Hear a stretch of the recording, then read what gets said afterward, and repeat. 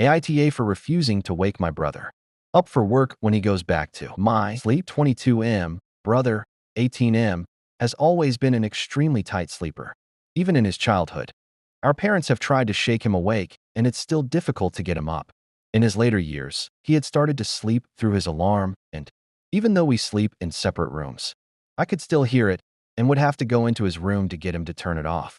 Last year, he got a job at a retail store. He loves his job and his coworkers. Unfortunately, recently, he has been late to work a couple of times. What had been happening is, although he does wake up when his alarm goes off, he had been falling back asleep afterwards.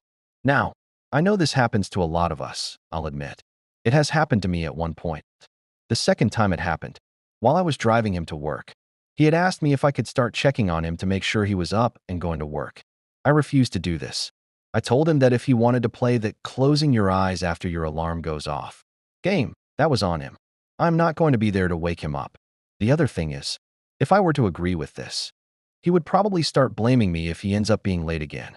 He would consider it a new responsibility of mine and would get upset with me if I were to fail to wake him up.